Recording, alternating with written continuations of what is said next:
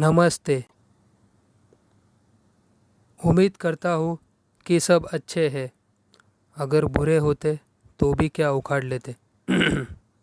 ये स्टोरी है 100 साल पहले की। अरे नहीं, इस स्टोरी में फ़ैन और फ्रिज है तो कुछ साल पहले का लेते हैं। एक कपल था जिनको एक बेटा था जिसका नाम था कीर्तन। तुम लोग ये नाम याद रखना क्योंकि मुझे भूलने की आदत है। पत्नी हाउसवाइफ थी और पति वेफर बनाने वाली फैक्ट्री में केले के छिलके निकालता था। वह दोनों अपने बेटे से बहुत प्यार करते थे। सब कुछ अच्छे से चल रहा था। कुछ सालों बाद उनका बेटा बड़ा हुआ और सेंट चार्ल्स हाई स्कूल से 10th की पढ़ाई करके वो आगे की पढ़ाई के लिए यूके चला गया। कुछ टाइम बाद उसने वहाँ के ही लड़के से गे मैरिज कर ली और वहीं सेटल हो गया। अब वह साल में एक बार अपने माँ बाप से मिलने यूएस से इंडिया आता था। ओ सॉरी, यूके से इंडिया। यहाँ तक स्टोरी सही ट्रैक पर चल रही थी।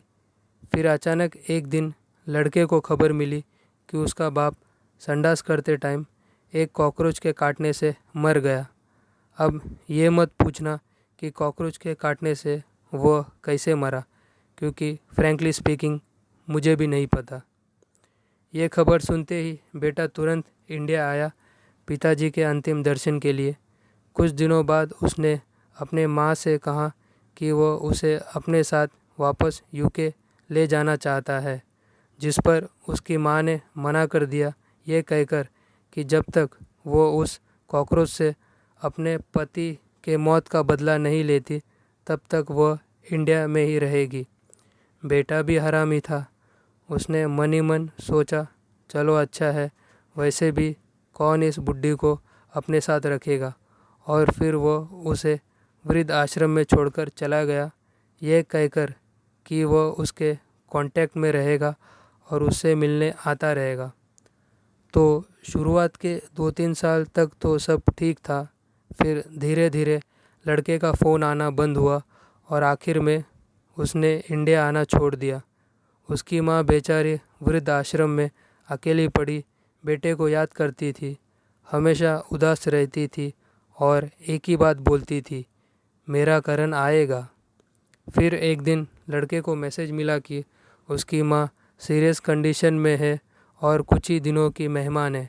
लड़का तुरंत अपने पार्टनर के साथ इंडिया आया और माँ के पास पहुँचा। माँ उसे देखकर बहुत खुश हो गई और फिर दोनों के बीच बातचीत हुई।